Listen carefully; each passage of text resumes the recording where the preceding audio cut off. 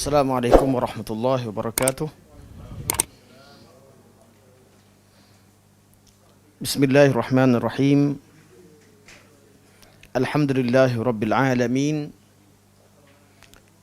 Nahmadullah ta'ala wa nashkuruh.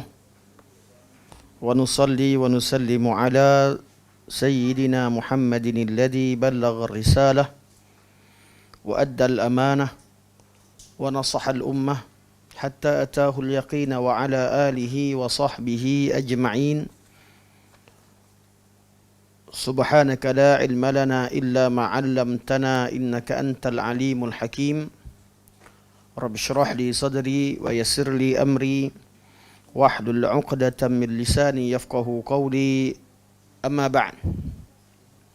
Fa inna asdaqal hadits kitabullah wa khairal hadi hadi Muhammadin sallallahu alaihi wasallam wa syarrul umuri muhdatsatuha wa kullu muhdatsatin bid'ah wa kullu bid'atin dhalalah wa kullu dhalalatin finnar. Thumma amma ba'd. Pertamanya mari kita merafakkan setinggi-tinggi syukur kehadrat Allah Subhanahu wa taala kerana dengan taufiknya dapat kita teruskan kuliah kita pada malam ini. Kuliah kita ialah kuliah membaca dan mensyarah akidah tahawiyah karangan Al-Imam Ibn Abil Izzi Al-Hanafi rahimahullah, yang diterjemahkan oleh Profesor Dr. Hasnan bin Kasan hafizahullah dan dicetak oleh Jabatan Kemajuan Islam Malaysia. Kita berada di jilid yang kedua pada muka surat 153. Jilid kedua 153. Masih lagi dalam mensyarahkan matan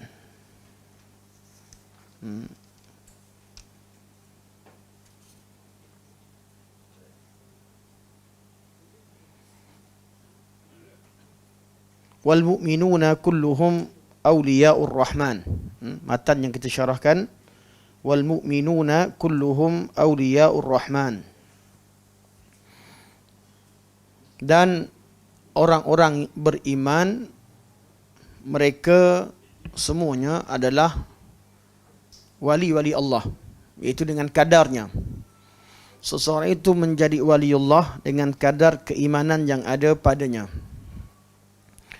Okey, hari ini kita masuk pada topik, subtopik daripada tajuk waliullah. Dan insya-Allah tajuk ni kalau dah habis je, kita dah habis tajuk ni, saya akan buat satu perbincangan yang menyeluruh berkaitan dengan bab wali. Ni tak ada kat buku, tapi kita akan buat wali, perbandingan antara fahaman Ahlussunnah wal Jamaah dengan wali yang difahami dalam golongan ahli sufi dan sebagainya. Itu di hujung kelas lepas kita dah baca semua tajuk ini, supaya nanti bab perbincangan tu kita lebih mudah lah kita nak faham, kerana kita dah membaca perbincangan yang telah disebutkan dalam kitab ini, di kitab Syarah Akidah Tahawiyah. Di hujungnya di sini Syekh tidak membawakan qaul sufiyah, kebanyakannya Syekh rad kepada qaul golongan murji'ah, kaum Mu'tazilah, Khawarij yang awal. Namun kalau kita lihat kepada keperluan kita memahami bab ini pada zaman sekarang dan ketika sekarang, adalah kita berdepan dengan golongan sufiah yang melampau yang memahami makna wali dengan kefahaman yang menyeleweng. Sebab tu nanti selepas kita habis tajuk ni, kita akan ulas semula sebagai kelas khas untuk kesimpulan dan mensyarahkan tajuk wali yang perlu difahami oleh umat Islam dalam situasi semasa. Kerana dalam kitab satu, asas taksis ilmi atau taksil ilmi, kemudian bila berlakunya isu-isu ataupun berlakunya keperluan semasa ketika adanya salah faham dalam bab ini, maka kita perlu buat sedikit penerangan. Tapi saya memilih untuk habis dulu. Kita baca habis dulu apa yang disebutkan oleh Al-Imam rahimahullah. Okey, subtopik kita ialah bab berkaitan dengan bergabungnya atau terkumpulnya antara wilayah dan adawah, ijtima'ul wilayah wal adawah, iaitu pada diri seseorang boleh bergabungnya al-wilayah dan al-adawah. Wali al-wilayah kita dah katakan ialah iman. Kita setia dan bantu sahabat atau saudara se-Islam kita kerana dasar iman. Kita juga memusuhi kufar kerana kekufuran mereka. Namun seperti mana yang kita tahu, syaitan dan nafsu itu bukan sahaja di perjuangan melawan nafsu dan syaitan, bukan sahaja berlaku terhadap orang kafir, ia juga berlaku dalam kehidupan orang yang beriman. Bukan orang kafir sahaja yang lawan hawa nafsunya, bukan orang kafir sahaja yang lawan syaitan, malah orang Islam juga berdepan dengan masalah yang sama. Kerana Allah menciptakan manusia ini, Allah kata huwallazi khalaqal mauta wal hayata liyabluwakum. Allah ciptakan kita hidup dan maut dan hidup ni, mana kita hidup kat dunia ni, sepanjang masa Allah akan uji kita. Liyabluwakum ayyukum ahsanu amala. Siapakah dari kalangan kalian yang paling sempurna amalnya, yang paling elok amalannya. Jadi sampai bila-bila kita akan diuji. Syaitan diuji, orang kafir diuji dengan syaitan yang selayak bagi mereka. Orang Islam diuji dengan syaitan selayak bagi mereka. Orang awam diuji dengan syaitan yang selayak bagi mereka. Orang alim diuji dengan syaitan yang selayak dengan mereka. Sampai ke akhir hayat. Sampai walaupun kita mencapai tahap iman macam mana sekalipun, tidak terlepas daripada ujian. Malah seperti yang kita tahu riwayat kebanyakan kisah ketika kewafatan Imam Ahmad rahimahullah, beliau masih diuji. Itu yang beliau sempat ceritakan ketika anaknya mengajarkan kalimah la ilaha illallah, beliau kata tidak, belum lagi. Anak terkejut, kenapa ayah kata bukan, belum lagi. Ketika waktu sakit begitu, selepas itu baru ayahnya beritahu bahawa syaitan kata kau dah lulus dah. Kau yang perjuangkan sunnah, kamu yang begini perjuangan kamu di hujung, kamu sekarang dah lulus dah. Kamu tak diuji, tak apa, kamu dah jadi waliullah, kamu dah begini. Emang kata tidak lagi, belum lagi. Dan syaitan mengganggu. Gangguan itu kadang-kadang gangguan dari dalam hati, kadang-kadang memang syaitan berupa. Betul lah, syaitan. Tidak mustahil ada orang kata dia nampak sekian dan sekian. Seperti mana yang Ustaz Salman kata mungkin berlaku yaqazah. Dia boleh nampak, tapi bukan Nabi datang.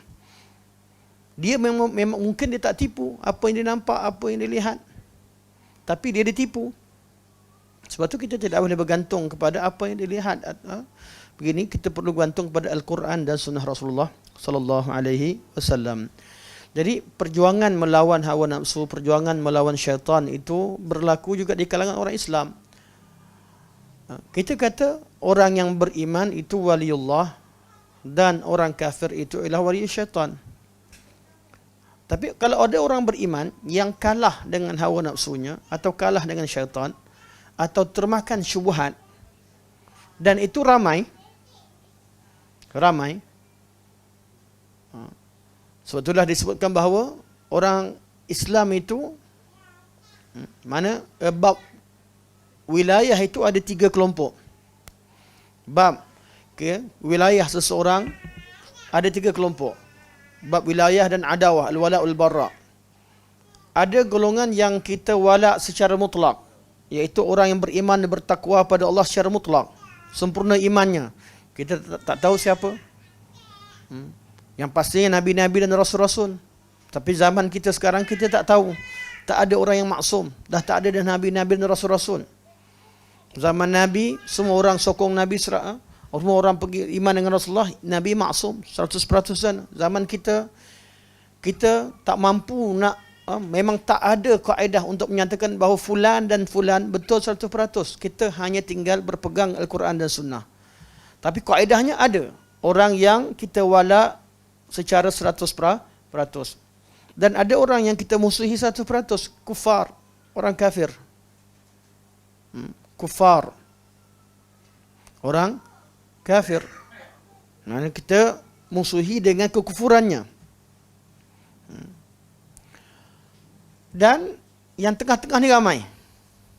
Yang tengah-tengah ni ramai. Itu golongan orang yang beriman kepada Allah Subhanahu wa taala, mengaku sebagai Islam, namun banyak sifat-sifat ahli kafir ada pada diri dia. Orang Islam yang tak solat, orang Islam yang tak puasa, orang Islam yang kaya raya, pergi ke seluruh dunia tapi tak pernah pergi Mekah. Kalau cerita tentang pelancongan, Masya Allah, 30 negara, 40 negara, round dunia, tapi Mekah tak pernah jejak. Orang begini wujud. Orang begini wujud. Orang yang tak pernah sedekah langsung, wujud. Kebakhilan yang sampai ke tahap menafikan, malah bukan menafikan, malah rasa macam tak wajib pun dia untuk zakat. Hutang zakat bertahun-tahun, tiap tahun tak keluarkan zakat. Nisab zakatnya cukup sejak daripada zaman mudanya sampai ketua tak keluarkan zakat. Ada orang begini. Kedudukan mereka ni bagaimana? Orang-orang yang ada asal iman dan dia orang beriman namun melakukan perbuatan-perbuatan yang tidak sepatutnya oleh orang dilakukan oleh orang beriman. Itu bab meninggalkan, bab melakukan. Ada yang pergi minta dengan kuburan, ada yang pakai tangkal, ada yang membunuh Muslim yang lain atau mengarahkan pembunuhan. Mereka ni kedudukan bagaimana? Di sini perbincangan kita pada hari ini. Al-Sunnah wal Jamaah berpandangan bahawa seorang Muslim, seorang mukmin atau seorang manusia boleh tergabung dalam dirinya al-wilayah dan al-adawah. Sifat yang patut kita sayang dia dan sifat yang patut kita memusuhi dia. Dalam diri dia ada keimanan, pada masa sama ada juga kekufuran. Bergabungnya antara iman dan kufur. Bergabungnya antara tauhid dan syirik. Bergabungnya antara iman dan nifaq. Bergabungnya antara kefasik iman, fasik dan kufur. Tiga-tiga, malah ada orang bergabung semua sekali. Bab ini yang kita bincangkan sekarang. Ada amalan yang bila dibuat menyebabkan dia terkeluar jadi orang yang golongan yang kufur secara mutlak, iaitu bila membatalkan kalimah la ilaha illallah Muhammadur Rasulullah, melakukan perkara-perkara yang menyebabkan dia terkeluar dari Islam. Namun amalan-amalan yang tak sampai ke tahap tak keluar dari Islam, tapi amalan-amalan jahat seperti zina dan sebagainya, melazimi zina, bapa ayam. Memang bapa ayam. Ayam tu satulah. Yang ayam tu adalah. Tapi memang bapa ayam yang menjadikan orang sebagai ayam. Macam mana kita hukumkan dia? Mana kita kata ada bab ini bergabung dalam dirinya keimanan dan kefasikan, atau keimanan dengan tauhid. Ini tajuk yang kita bincangkan sekarang. Okey. Kata Syekh, pada orang beriman, itu bukan orang beriman sebenarlah. Di kalangan orang-orang yang beriman, iaitu cukup mereka ada iman yang asal, aslul iman. Ada sifat taat dan permusuhan. Mana ada padanya sifat, kita ini terjemahan sepatutnya, ada padanya sifat yang menyebabkan kita perlu setia dan tolong dia, bantu dia al-wilayah, dan pada diri juga ada sifat permusuhan. Kata Syekh, wa yajtami'u fil mu'min wilayatun min wajhin wa adawatun min wajhin. Pada diri dia Kita patut sokong dia dalam satu perkara dan kita patut memusuhi dia dalam perkara yang lain pada diri seseorang. Sebagaimana sifat kufur dan iman. Fi wa qad kama qad yakunu fi kufrun wa iman. Bila terjemahan tak jelas, saya baca bahasa Arabnya supaya nampak jelas. Sebagaimana dalam diri dia boleh bergabungnya antara kekufuran dan iman. Dia kafir pada setengah. Dia kufur dan dia iman. Macam mana tu? Kita akan syarahkan. Wa syirkun wa tauhid. Dia buat syirik, dia pun tahu ada tauhid pada dirinya. Okay. Wa taqwa wa fujur. Dia ada sifat taqwa dan ada sifat jahat, fujur, melakukan kejahatan. Wa nifaqun wa iman. Dia ada sifat nifaq dan ada sifat iman. Ini yang disebutkan oleh Syekh. Saya ambil teks Arab senang. Saya ambil teks Arab bukan salah, tetapi teks Arab nampak lebih jelas, lebih jelas kedudukannya dari segi susunan perkataan.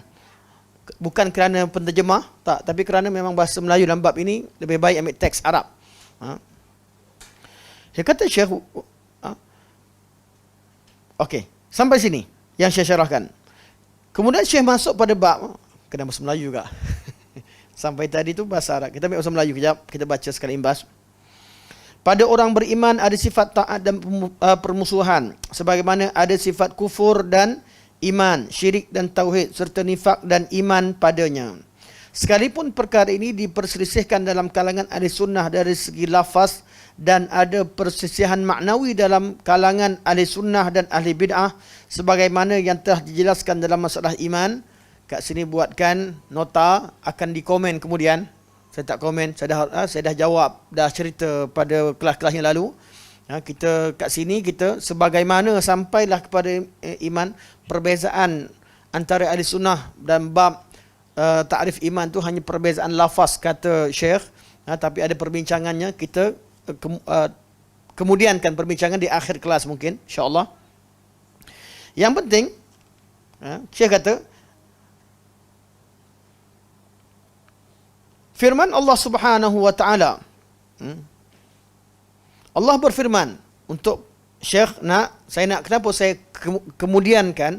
Sebab Syekh nak bawakan dalil tentang apa yang Syekh sebut. Ada pada diri seorang bergabungnya antara kufur dan iman.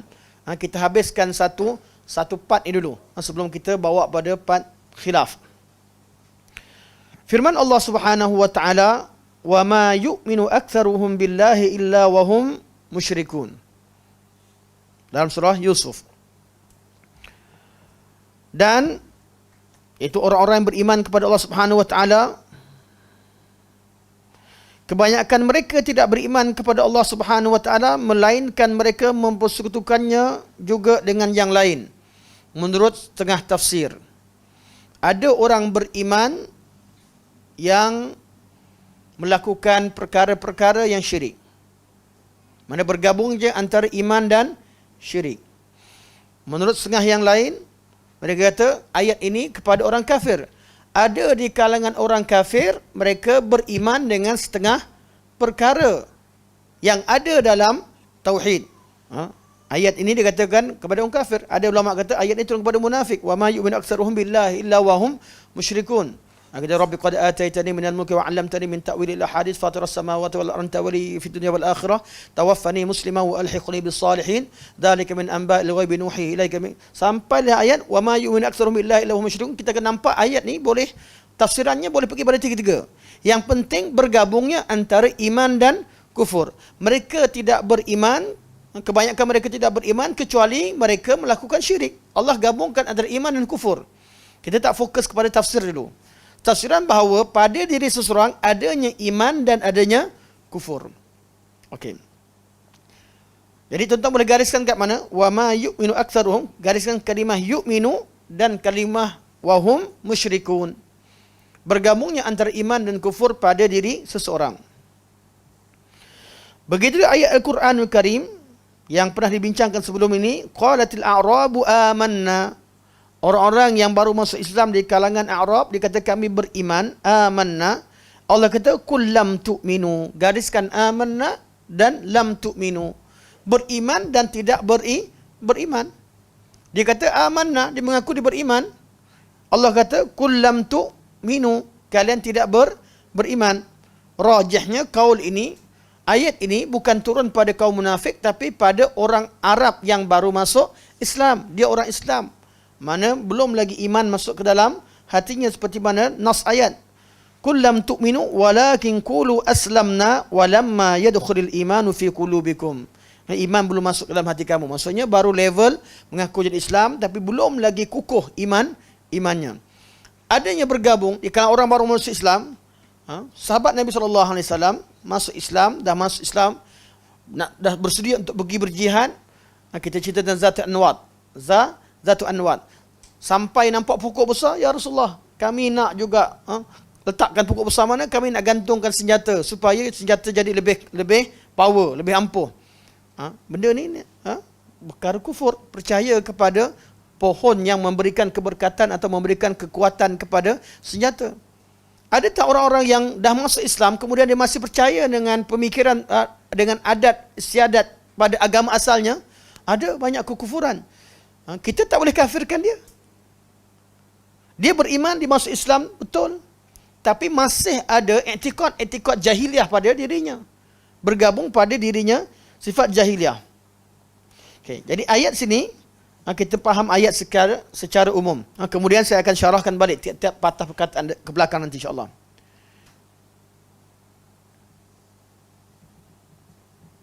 Perbincangan tentang ayat ini telah dilakukan sebelum ini berdasarkan kepada pendapat yang lebih sahih daripada dua pendapat. Mereka bukanlah orang munafik. Mereka di kalangan, ayat ni bukan turun pada orang Arab yang masuk Islam tadi, orang Arab, orang Badui masuk Islam tadi, bukan orang munafik, tapi mereka orang yang baru masuk Islam, belum kukuh keislaman atau keimanan mereka. Nabi SAW, ini dalam ayat lain, okey, bila sebut tak diterjemahkan, kita nak baca ihram. Okey, jadi ayat yang pertama, wa ma yu'minu aktsaruhum billahi illa wa hum musyrikun. Di sini dalil bahawa bergabungnya antara iman dan syirik. Iman di situ mewakili tauhid, syirik mewakili kufur. Di situ kita ambil balik yang pertama, bergabung iman dengan kufur, bergabung syirik dengan tauhid. Ada dalilnya. Ayat yang seterusnya, ayat kullam tu'minu walakin qulu aslamna. Wa qalatil a'rabu amanna. Al-Arab dia kata kami masuk, kami dah beriman. Qalatil a'rabu amanna. Kullam tu'minu, bergabungnya antara iman dan tidak iman. Atau bergabungnya antara, orang kata Allah nafikan iman pada dia, tak apalah, kita bergabungnya antara Islam dan tidak iman, sama juga. Bergabungnya antara Islam, Allah kata walakin qulu aslamna, dia jadi orang Islam tapi Allah kata tak beriman. Tak beriman artinya kalau tengok faham, masih ada lagi cabang-cabang kekufuran yang masih ada pada diri mereka. Kemudian ayat seterusnya, hadis, arba'un man kunna fihi kana munafiqan khalisa. Ada 4 perkara. Siapa yang memiliki ada sifat tersebut pada dirinya, dia jadi munafik yang sempurna kemunafikannya. 4 sifat ni dia ada, tidak ada kurang. Memang sempurna sifat ni ada pada dia. Wa man kanat fihi khullatun minhun kanat fihi ni khullah. Wa man kanat fihi khallatun minhunna kanat fihi khallatun minan nifaq hatta yada'aha. Setengah lafaz sebut khaslatun. Barang siapa yang ada satu sifat daripada sifat-sifat ini, maka dia ada satu sifat munafik pada dirinya, sehinggalah dia meninggalkannya. Nampak? Sehingga dia meninggalkannya. Artinya dia kafir tak kafir? Munafik tak munafik? Tak. Masih lagi dia bukan munafik. Dia ada sifat munafik.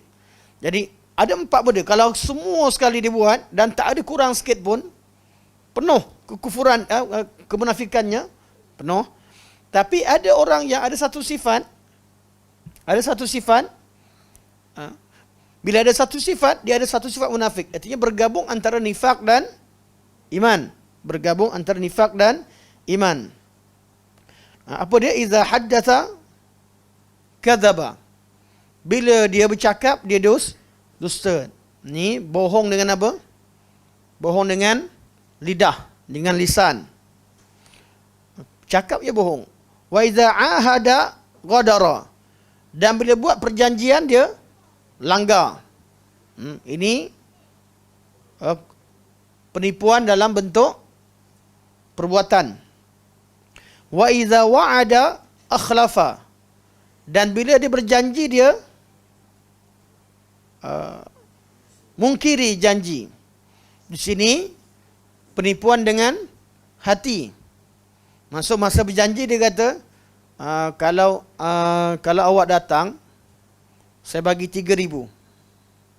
Kalau awak datang malam ni, saya bagi hadiah 3,000. Orang datang. Masa dia cakap tu memang dia tak nak bagi. Maksudnya dia akhlaf, artinya dia mungkiri janji, artinya dia memang tipu dengan hati dia. Dia bercakap, dia bagi janji palsu. Bahasa mudahnya. Bukan orang yang kata, nanti anak nak dapat 10A dalam SPM, 9 SPM, ayah belikan motor. Anak pun dapat 10A. Tiba-tiba duit ayah tak cukup. Masuk hospital, sakit. Duit tak cukup. Jadi adakah ayah dia ni masuk sifat munafik? Tidak. Dia dimasukkan sifat munafik, dia memang bagi janji yang palsu.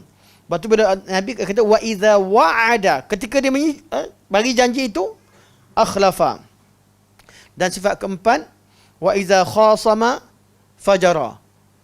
Bila dia bergaduh, ada peluangnya gaduh, fajara. Dia memang nak nyalakan api. Orang kalau silap sikit, settlekan.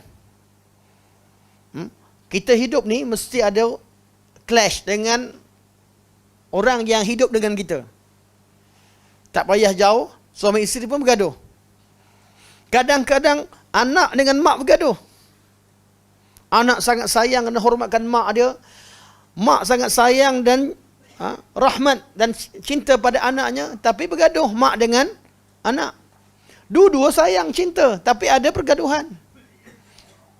Tapi munafik, ada je orang bergaduh, sikit je ada ayat yang boleh salah faham, dia akan nyalakan. Kerana dia berada di kalangan orang beriman untuk memecah belahkan orang Islam. Ini sifat munafik. Yang sini penipuan dalam masyarakat, dalam hubungan. Munafik ni penipu, bahasa mudahnya. Semua ni adalah penipuan. Dalam riwayat lain sebut wa idza tumina khana. Bila dia bagi amanah, dia khianat. Ini juga menipu dalam perbuatan. Menipu dalam perbuatan. Okey. Ini sebut wa fi riwayatin wa idza tumina khana. Setengah riwayat sebut wa idza tumina khana. Bila diberikan amanah, dia khianat. Okey. Sebagai ganti pada wa idza wa'ada akhlafa. Okey. Hadis ini diriwayatkan hadis dalam Sahihain, Sahih Bukhari dan Muslim. Hadis ini dalil bahawa bergabungnya nifak dan iman dalam diri seseorang. Tapi kuliah ni kena dengar sampai habis. Jangan, dia tak boleh stop tengah jalan. Kita baru baca, ulasan belum lagi. Takut kata, oh orang kafir pun beriman, orang iman pun kafir, habis. Jangan pergi dulu, jangan balik rumah dulu. Kalau balik rumah terpaksa, tengok balik. Tengok sambungan, tengok balik penerangan secara penuh. Cuma kita baca, habiskan dulu. Sekali imbas. Kerana ulasannya sama, semua hadis. Begitu juga dengan hadis syu'abul iman. Al-iman bid'un wa sittuna syu'bah. Dan setengah riwayat sebut al-iman bid'un wa sab'una syu'bah. Iman itu ada lebih 60 cabang. Iman itu ada lebih 70 cabang. Dua-dua riwayat ada. Jadi iman tu ada cabang-cabangnya. Ada orang yang bersifat dengan sebahagian, kalau bersifat dengan kesemuanya, iman yang sempurna lah. Ada orang, dia bersifat, dia ucap kalimah a'laha la ilaha illallah. Paling tinggi adalah la ilaha illallah. Wa adnaha imatatil adha 'anit tariq. Yang paling rendah sekali buang duri. Paling tinggi kalimah la ilaha illallah. Dan Nabi kata wal haya'u syu'batun minal iman. Dan malu itu sebagaimana iman. Ada orang ucap la ilaha illallah tapi tak malu. Betul tak? Ada orang ucap la ilaha illallah tapi tak suka tolong orang, suka kacau orang. Orang ni sampai duri tepi jalan pun dia angkat. Ada orang yang memang letak duri di tepi jalan. Buka kedai tayar, tengok tak ada siapa masuk, apa lagi jalan sepanjang tu. Buka kedai tayar depan sikit, 1 km, setengah km sebelum tu letak paku. Ada tak orang buat? Ada. Saya pernah pancit tayar motor. Pancit polis kata, polis berhenti. Kedai depan tu dia letak. Polisnya cakap. Dia kata, ini dia punya paku dia. Dia bawa. Tak tahulah polis cakap betul tak betul. Polis pun dia kata, dia ni buat hal. Saya pernah pergi ceramah subuh. Bukan di KL lah. Masa tu di Segaman. Ada polis kata, buat hal lagi dia ni. Dia kenal paku tu dia. Dia kenal melalui paku. Memang betul-betul polis lah. Dia tengok, memang buat hal lagi kedai ni dia. Kalau betul riwayat polis ni, kalau betul lah, nak kata salah. Kalau sahih, kalau polis ni thiqah, dipercayai, maksudnya ada orang yang bersifat begitu. Ada orang bersifat begitu. Yang paling cantik, tempat bocor tu depan sikit, tolak motor 100 meter, ada, tak ada kedai, dia ada motor telefon. Ada kat tepi. Itu macam perancangan betul. Okay. Ada, mana ada orang yang ucap kalimah la ilaha illallah, ada syu'bah daripada iman, ada asas iman, tapi dia tidak bersifat dengan sebahagian daripada cabang iman. Juga hadis Nabi SAW, yakhruju minan nari man kana fi qalbihi mithqalu dzarratin min iman. Akan keluar daripada api neraka barang siapa yang dalam hatinya ada sebesar zarah imannya. Sikit ada je iman, dia akan keluar dari api neraka. Di sini menunjukkan bahawa dia masuk neraka sebab dia buat benda kufur atau cabang-cabang kekufuran atau melakukan perkara-perkara maksiat. Okey. Fa'ulima. Saya baca teks Arabnya tak apa. Fa'ulima, maka diketahui anna man kana ma'ahu minal iman, barang siapa yang memiliki iman, aqallul qalil, walaupun sedikit, lam yakhlut finnar, dia takkan kekal dalam api neraka. Wa in kana ma'ahu katsirun minan nifaq, walaupun dia ada banyak sifat kemunafikan, tapi dia ada iman, masih ada iman. Fahuwa yu'adzabu finnar ala qadri ma ma'ahu min dzalik, maka dia akan diazab dalam api neraka dengan kadar dosa yang ada pada dia, atau kadar dosa nifak yang ada pada dia. Thumma yukhraju minan nar, kemudian dia dikeluarkan daripada api neraka. Kita teruskan lagi. Fatta'atu min syu'abil iman, maka segala ketaatan itu adalah daripada cabang-cabang iman. Wal ma'asi min syu'abil kufri, dan maksiat-maksiat daripada cabang-cabang kekufuran. Semua maksiat dia daripada cabang kekufuran. Iman ada cabang-cabangnya, kufur ada cabang-cabangnya. Maksiat keseluruhannya cabang daripada cabang kekufuran. Tapi boleh jadi orang yang beriman ambil sifat kekufuran pada dirinya. Wa in kana ra'su syu'abil kufri al-juhud, walaupun asas kepada kekufuran, cabang kekufuran atau cabang yang paling asas kekufuran adalah al-juhud, iaitu mendustakan. Wa ra'su syu'abil iman at-tasdiq, dan asas kepada iman adalah membenarkan ajaran yang dibawa oleh Nabi SAW. Okey, sampai sini. Dan kita habiskan satu lagi hadis. Tajuk sampai sini. Saya akan ulang balik. Semua saya akan ulang balik. Kita dah faham erti apa? Bergabungnya antara iman dengan kufur daripada dalil-dalil syarak. Malah kalau nak bincang lebih lagi, bergabung lebih pada itu. Nabi kata apa? Nabi kata sibabul muslim fusuq wa qitaluhu kufrun. Mencaci, mencela orang mukmin itu adalah kefasikan. Membunuh orang mukmin itu adalah kekufuran. Tetapi ayat hudud, Allah sebut saudara. Faman ufiya lahu min akhihi syai'un fattiba'un bil ma'ruf wa ada'un ilaihi bi ihsan. siapa yang diampunkan oleh saudaranya. Allah Subhanahu Wa Taala menisbahkan orang yang membunuh dengan wali yang dibunuh sebagai bersaudara. Dan adanya hukuman hudud yang Allah mulakan dengan ya ayyuhallazina amanu kutiba alaikumul qisasu fil qatla. Wahai orang-orang beriman, diwajibkan ke atas kalian qisas apabila berlakunya pembunuhan. Bila berlakunya pembunuhan, Allah panggil wahai orang yang beriman. Ini semua kita dah bincangkan. Di semua menunjukkan bahawa pada diri seseorang ada iman dan kufur. Ada iman dan kufur. Okey, atau kita syarahkan terus. Yang hujung tu saya akan syarah. Ingatkan saya, hujung ada sikit lagi. Sebab minggu depan saya dah masuk tajuk baru. Wali juga tapi subtopik yang baru. Daripada keterangan-keterangan yang disebutkan oleh Syekh rahimahullah menunjukkan bahawa ada sesuatu pada diri seorang ada bergabungnya banyak perkara. Iman dan kufur, iman ataupun yang berlawanan dengan iman. Malah bergabungnya antara iman dengan jahiliyah. Nabi kata arba'un fi ummati min amril jahiliyah la yatrukunahun. Barakallahu fiik. Jazakallahu khair. Ini dari bawah ni. Jazakallahu khair. Jazakallahu khair. Assalamualaikum.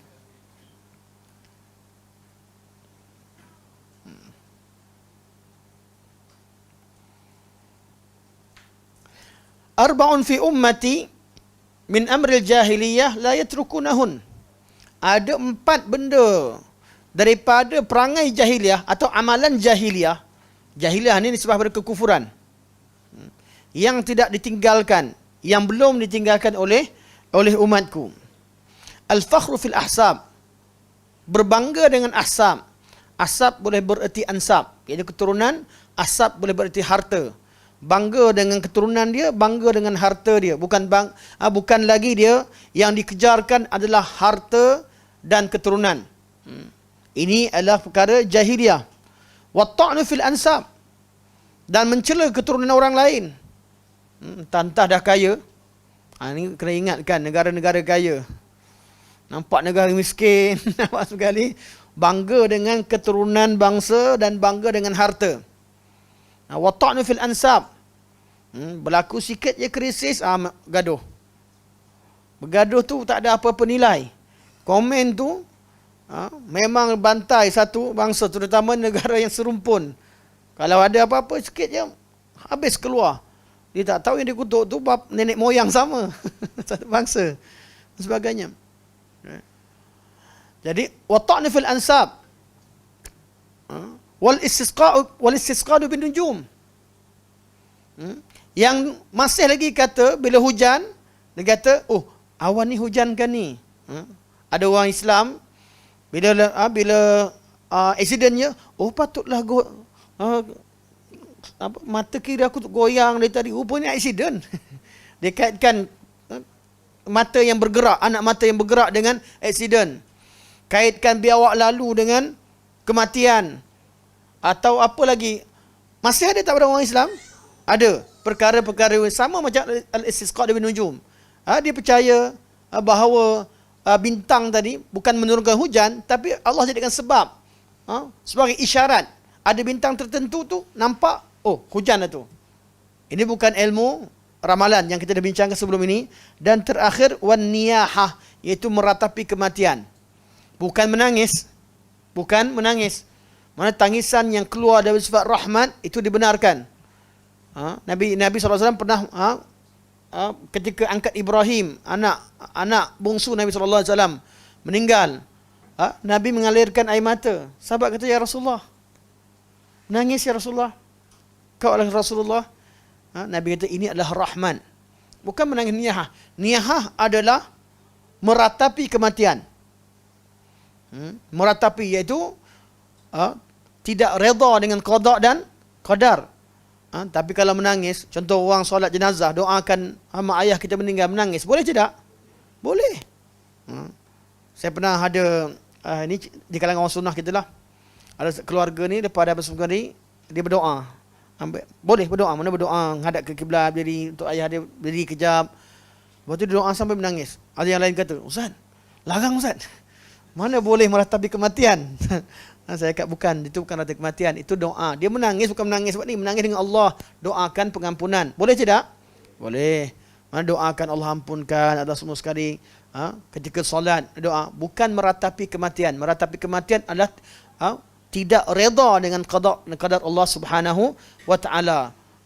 Dan tidak reda dengan ketetapan tersebut. Dan banyaklah. Dan yang paling jelas ulama suruh buat tajuk ni, seorang sahabat yang sentiasa mentertawakan Rasulullah SAW, menyebabkan Nabi ketawa. Nabi sayang dia, happy. Dan dia ni miskin, tapi datang jumpa Nabi yang mesti bawa hadiah. Datang pada kampung, jumpa barang je nampak bagus, bagi Nabi SAW. Buat lawak, bagi Nabi buat lawak. Dia pernah nak jual Nabi SAW. Suka orang yang ada sifat kelakar. Tapi dia memang sayang Allah dan Rasul. Nabi pun sayang dengan dia. Tapi masalah dia kalau jumpa arak je, susah. Sampaikan dibawa jumpa Nabi, minum arak. Nabi jalankan hudud, sebat. Tak berapa lama, kantoi lagi. Sahabat Rasulullah. Sampai berulang kali, beberapa kali. Sehingga ada sahabat kata, Allahumma al'anhu.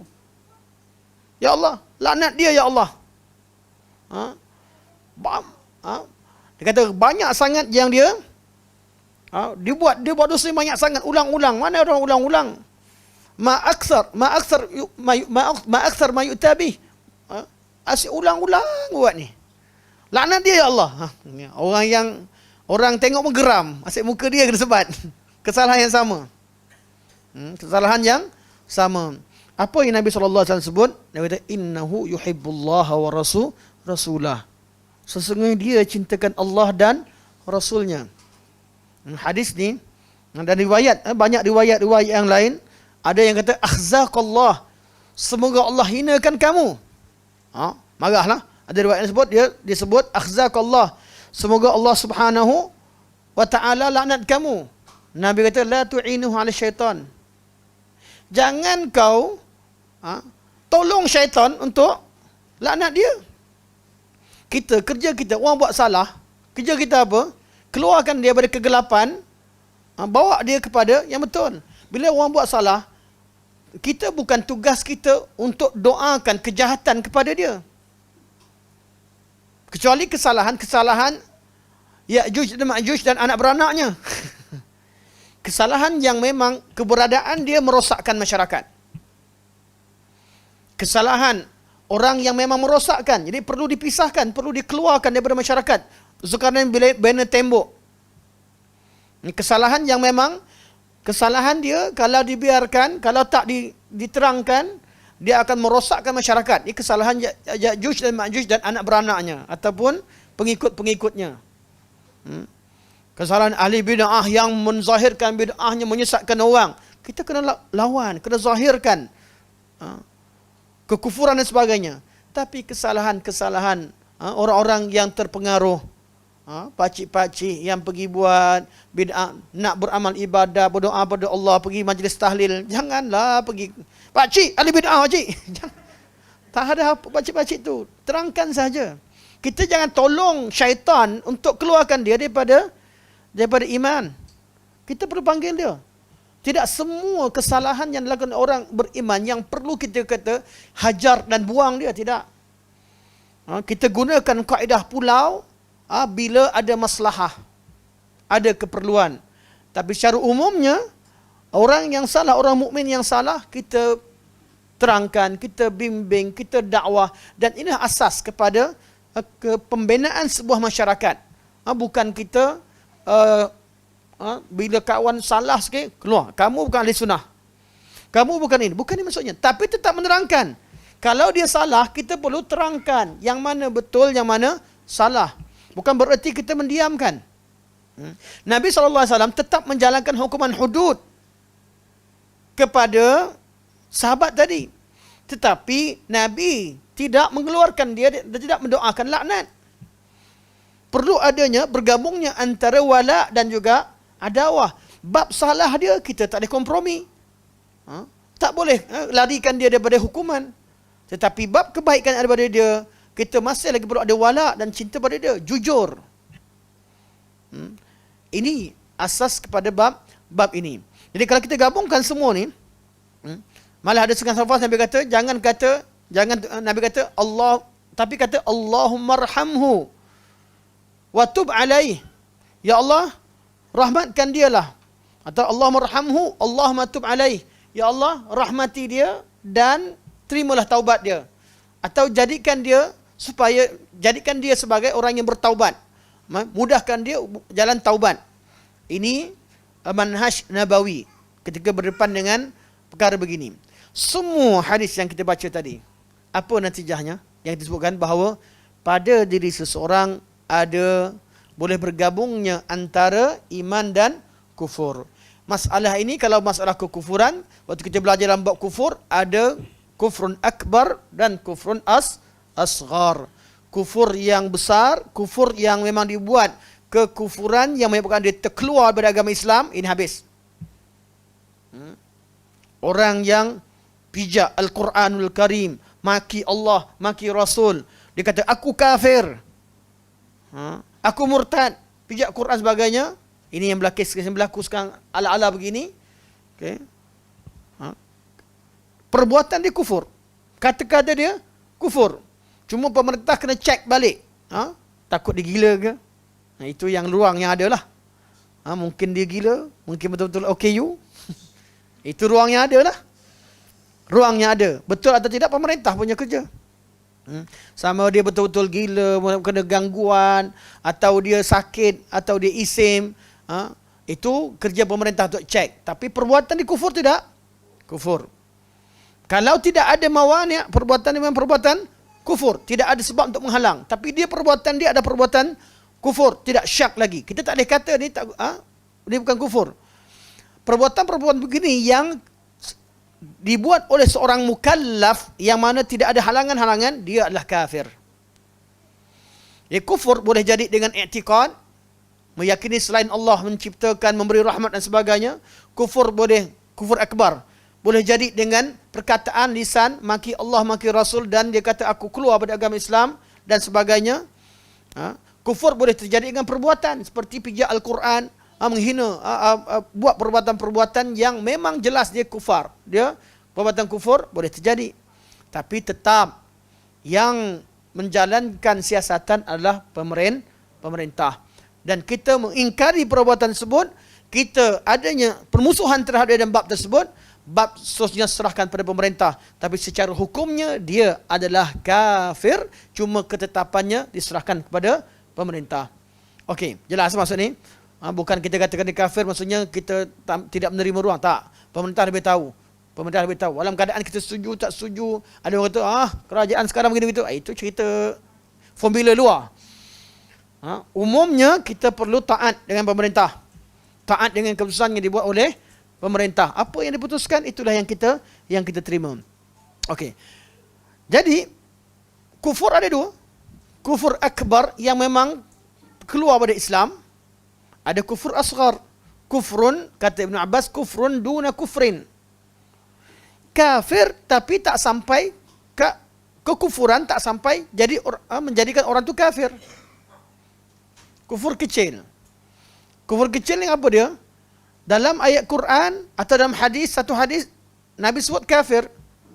Contoh hadis tadi, sibamul muslim fisqun wa qitaluhu kufrun. Mencela orang mukmin itu adalah kefasikan, dan membunuh seorang mukmin itu adalah kekufuran, kafir. Nabi kata kufrun, kekufuran. Tetapi dalam ayat yang lain, dalam ayat atau dalam nas yang lain, dalam ayat Quran atau hadis yang lain, menunjukkan bahawa Nabi tidak kafirkan dia. Nabi tidak kafirkan. Ada orang yang bunuh, kemudian dimaafkan, kemudian dibayarkan dia, tak kafir.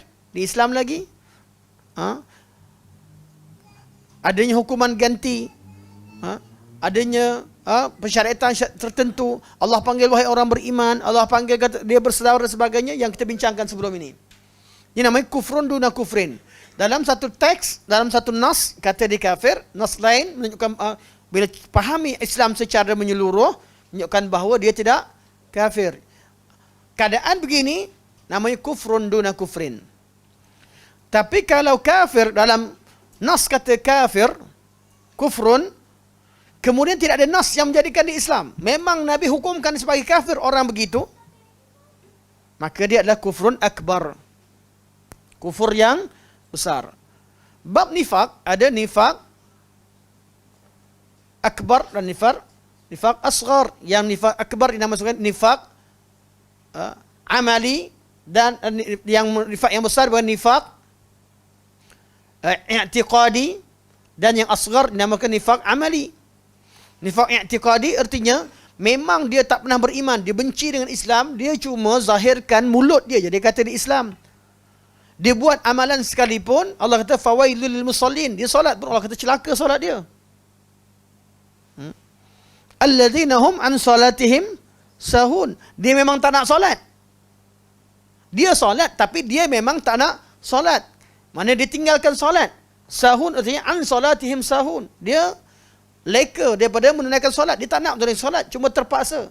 Kalau solat sekalipun, waladzina hum yuraun wa yamnaunal maun, kalau dia solat sekalipun dan beramal sekalipun sebab nak riak, nak tunjuk ke orang, dan sentiasa menghalang orang menghantar bantuan atau melakukan kebaikan. Maun dengan tafsiran yang sangat khilaf, yang sangat banyak berkaitan makna al-maun. Jadi itu kufur nifaq i'tiqadi.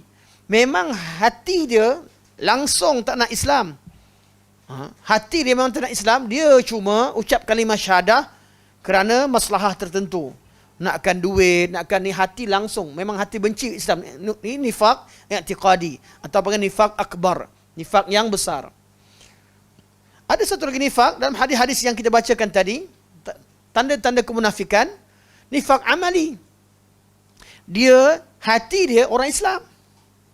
Orang Islam, tetapi amali, amalan dia amalan macam munafik. Yang menipu ni munafik. Tapi ada orang Islam yang menipu. Yang pecah amanah ni sifat munafik. Tapi ada orang Islam yang bersifat pecah amanah. Jadi amalan-amalan yang dikatakan menyebabkan seseorang jadi nifak disebabkan nifak amali. Bukanlah dengan orang menipu jadi kafir, tak. Atau jadi munafik, tak. Dia menipu artinya dia mempunyai sifat orang munafik. Seperti Nabi kata, ada 4 perkara, siapa yang ada sifat tersebut, dia jadi munafik. Yang sempurna. Siapa ada satu sifat, dia akan, dia melakukan satu, ada padanya satu sifat kemunafikan. 4 perkara itu bukan maksud 4 benda tu ada, dia munafik terus, tak. Tapi 4 perkara itu mewakili segala amalan. Menipu dalam perkataan, menipu dalam perbuatan, menipu dalam i'tiqad, menipu dalam pergaulan, habislah. 4 ni hanyalah mewakili jenis-jenis penipuan yang dibuat. Habis. Mana sifat dia macam, kalau betul-betul dia menipu semua benda, semua kata-kata dia dusta, semua perbuatan dia pecah amanah, semua janji dia adalah palsu, artinya dia memang betul munafik lah. Munafik sahaja yang buat begitu. Tapi ada orang yang berperangai begitu, dia buat sebahagian daripada amalan-amalan tadi, amalan nifaq, sedangkan hatinya tetap beriman, dia dipanggil orang munafik amali. Dia melakukan munafik amali. Hukumnya, dia tetap orang Islam. Yang kufur tadi, kufur asghar atau syirik. Syirik pun ada 2. Syirik al-akbar dan syirik al-asghar. Syirik yang besar dan syirik yang kecil. Syirik besar yang mengeluarkan dia daripada Islam, syirik kecil yang masih dia Islam tapi dia melakukan dosa besar. Syirik. Perbezaan, ada 5 perbezaan. Tapi nak fokuskan kepada Islam tak Islam. Faham dia, kalau dia keluar dari Islam artinya kekal kat neraka, hapuskan amalan ni semua terhapus, ini semua perbincangan seterusnya. Tapi kita bezakan. Jadi pada diri orang yang beriman, kemudian dia melakukan cabang-cabang kekufuran, dia melakukan cabang-cabang kemunafikan, dia melakukan cabang-cabang kefasikan, dia tetap kekal Islamnya selagi tidak batang Islam, namun pada dirinya tergabung pada dirinya iman dan kemunafikan, iman dan kekufuran. Tapi kufur yang dimasukkan itu bukan kufur yang akbar, bukan syirik yang akbar, bukan nifaq i'tiqadi atau nifaq akbar. Semua itu adalah kufur yang kufur asghar, nifaq amali atau nifaq asghar ataupun syirik asghar. Syirik asghar dan akbar ada. Yang jali dan khafi itu, akbar dan asghar ada yang jali, ada yang khafi. Ada yang zahir, ada yang tersembunyi. Ini semua perbincangan bab ini kita tunjukkan bahawa akidah Ahlussunnah wal Jamaah tidak mengkafirkan seseorang hanya dengan perbuatan sahaja, dengan hanya buat dosa besar, tetapi ada syarat-syarat yang sangat ketat. Okey, masalah ni siapa yang berbeza dengan Ahlussunnah wal Jamaah? 3 kelompok. Betul? Siapa satu? Khawarij yang mengkafirkan. Dia kata mana boleh bergabung Islam kafir? Orang Islam bunuh orang kafir, kafir lah. Tak ada lain kecuali bunuh. Buat dosa besar. Dia kata kat dunia ni ada dua je, Islam atau kafir. Mana ada Islam sikit, kafir sikit. Itu kata dia lah. Mana Islam yang fasik, tak ada Islam fasik sebagainya. Islam atau kafir. Dosa kecil je orang Islam boleh buat. Dia kata orang tak terlepas melakukan kesilapan. Tapi sampai buat dosa besar, kafir. Kafir. Sebab tu antara hujah ulama terhadap golongan Khawarij, kalau macam tu apa guna hukum hudud? Baik bunuh semua. Ni ada yang disebat balik semula. Apa guna hukum hudud kalau betul-betul kafir? Dia tak ni. Jadi bagi mereka, siapa buat salah, kafir. Di hari akhirat kekal selama-lamanya dalam api neraka. Jadi bila dia kata manusia ni hanya ada kafir dan Islam, dua saja, maka dia kat syurga dia kata sama ada orang yang kekal selama-lamanya dalam syurga atau kekal selama-lamanya dalam neraka. Tak ada masuk neraka keluar balik, tak ada. Bagi munafik tidak ada bagi mereka orang masuk neraka kemudian keluar balik. Tak ada. Masuk neraka selama-lamanya. Maksud sampai masuk neraka artinya dia buat dosa besar tu. Dia akan kekal selama-lamanya dalam neraka. Ini yang disebutkan oleh kaum munafik. Apa beza dengan kaum Mu'tazilah? Bab akhirat sama, kekal selama-lamanya dalam neraka. Tak terima bab syafaat, tak terima bahawa orang ahli neraka keluar dari neraka balik. Neraka lah sebab dia dah mati dia. Tapi mereka bincangkan, mereka ada satu term yang penting untuk berlaku adil. Mereka kata yang kekal selama-lamanya dalam neraka bila meninggal tak taubat. Buat dosa besar tidak taubat. Tidak taubat maksudnya, tidak taubat. Hatta Khawarij kata buat dosa besar tidak taubat. Artinya dia kafir. Ahlussunnah kata walaupun tak taubat tapi masih lagi ada dalam masyiatillah, berada kehendak Allah. Allah boleh ampun tak orang belum taubat? Boleh. Mungkin anak dia yang doakan syafaat daripada anak, doa orang Islam, kebaikan dia yang lain. Dia buat dosa besar satu tempat tapi dia buat kebaikan yang lain pada satu tempat. Khawarij tak ada. Sebab tu dia boleh bunuh Sayyidina Uthman, bunuh khalifah-khalifah yang hebat, yang mulia. Kerana mereka adalah Khawarij. Bagi mereka, kalau tak taubat dengan dosa yang dia nampak, satu dosa dia buat, dikira terlepas orang tu daripada rahmat Allah Subhanahu wa ta'ala. Ini golongan munafik. Jadi golongan Syekh bawakan perbincangan berkaitan dengan bab ini untuk bezakan, fahamkan bahawa Ahlussunnah wal Jamaah tidak mengkafirkan dengan begitu mudah. Tidak mudah, ada dawabitnya. Malah berlakunya satu dosa atau dosa yang walaupun disebutkan sebagai kekufuran pada seorang mukmin, dia tetap kekal sebagai orang yang beriman selagi dia tidak melakukan amalan-amalan yang terkeluar daripada keimanan. Ini macam mana kita nak buat? Kat sini satu lagi golongan, habis golongan Khawarij dan Mu'tazilah. Satu lagi golongan siapa? Murji'ah. Murji'ah kata dah Islam tu Islam lah. Mana ada orang Islam kafir? Mana ada orang Islam boleh jadi murtad? Mana ada, tak ada. Sembah kubur? Tak apa, hati dia kata Allah yang beri. Minta dengan siapa pun boleh, pakai tangkal pun boleh, cerita apa boleh, asalkan hati dia yakin Allah. Kerana iman pada mereka hanya pada tasdik. Sama ada Murji'ah dengan kumpulan mereka lah. Ada kata cukup dia kenal Allah, ma'rifah. Cukup kenal Allah, dah lah. Tahu siapa dia, yang penting dia tahu siapa Tuhan dia. Buat apa buatlah, tapi dia tahu siapa Tuhan dia. Ada yang kata tak, bukan sangat tahu, tapi dia percaya dengan ajaran yang dibawa oleh Nabi SAW atau nabinya. Asalkan dia iman, dia percaya, dah settle. Ada yang kata asalkan dia kenal. Yang satu dia kata asalkan dia percaya. Ni golongan Murji'ah. Jadi bagi mereka amalan tak ada nilainya. Ada nilai untuk dia kata untuk dapat untuk dapat syurga lebih tinggi. Okeylah, Nabi orang Islam semua kat syurga. Cuma bezanya Nabi kat syurga tinggi, yang lain syurga bawah. Mana ada orang Islam masuk neraka? Nampak? Mana yang sebagaimana orang kafir, apa logik dia buat? Sebagaimana orang kafir tidak jadi Islam dengan kebaikannya. Tahu tak? Orang kafir dia buat kebaikan, dia buat buka charity sana sini, bantu orang sana sini. Jadi tak Islam dia.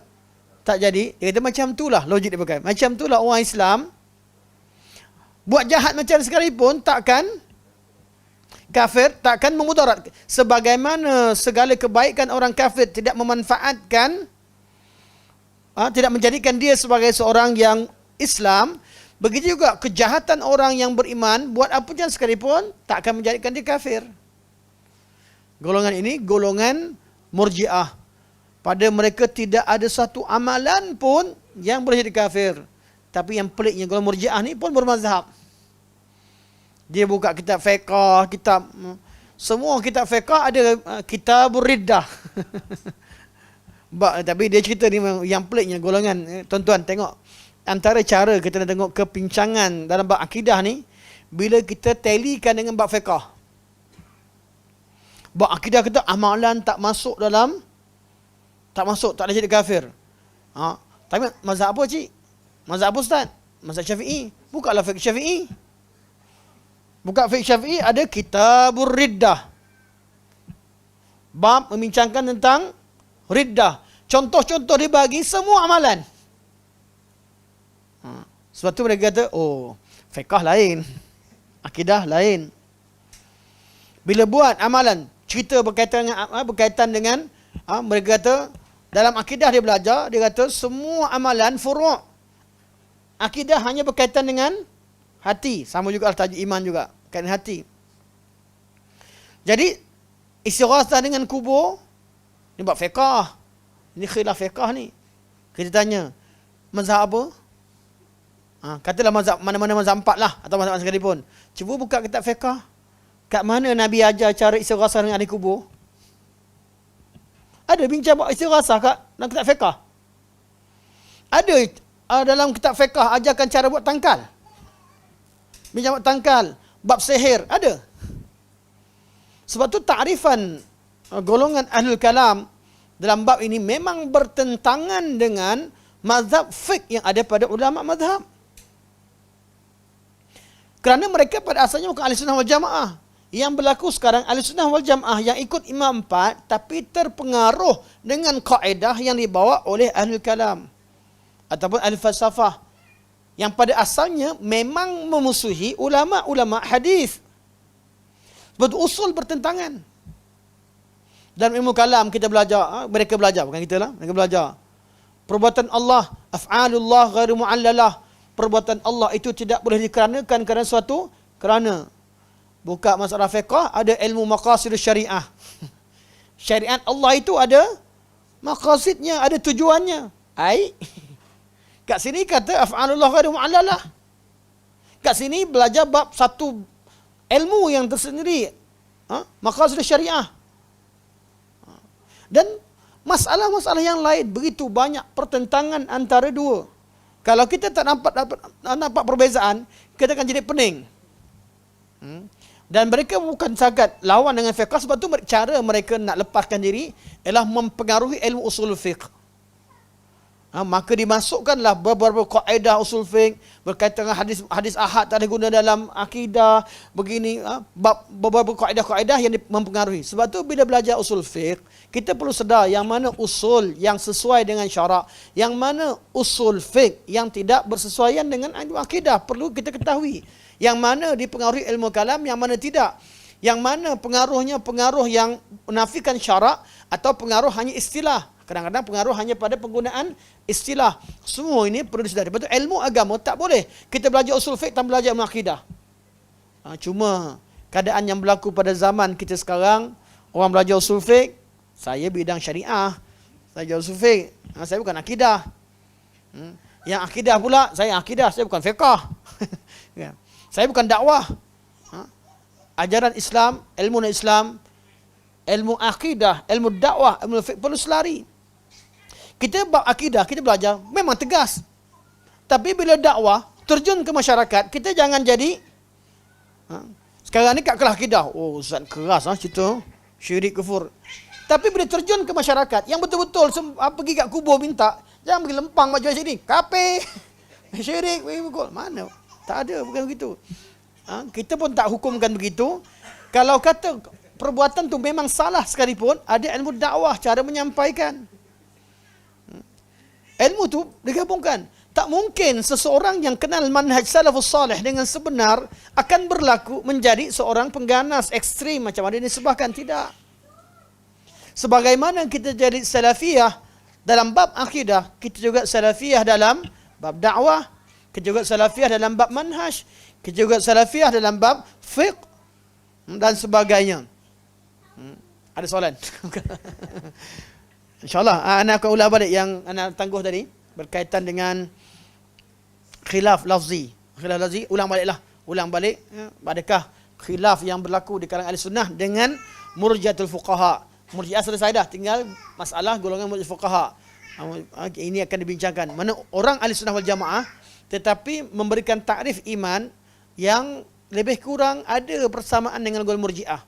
Mereka murjiah fuqaha, mereka adalah ahli sunnah wal jamaah, tetapi kesilapan mereka itu perlu diketengahkan kerana tidak supaya tidak dijadikan sebagai ruang golongan murjiah sebenar mengatakan bahawa ajaran kami telah diperkatakan oleh imam-imam terdahulu dan sebagainya. Okey, insya-Allah. Okey. Okey semua? Okey Okey, insya-Allah. Jadi ingatkan ada dua benda yang kita tangguhkan. Pertama tentang khilaf lafzi, khilaf suri atau khilaf maknawi atau khilaf hakiki, mana suri atau hakiki. Itu perkara pertama. Tolong ingatkan 6 minggu depan kan terlupa. Bagus. InsyaAllah. Jazakallah khair. So, nak tulis satu. Okey. Yang kedua ialah habiskan tajuk berkaitan dengan hadis yang mengatakan bahawa tidak ada satu kumpulan manusia kecuali di kalangan mereka ada wali. Tak ada orang kat mana-mana kecuali ada wali. Yang mana kemudian jadinya wali kawasan. Ini kan tajuk wali kawasan.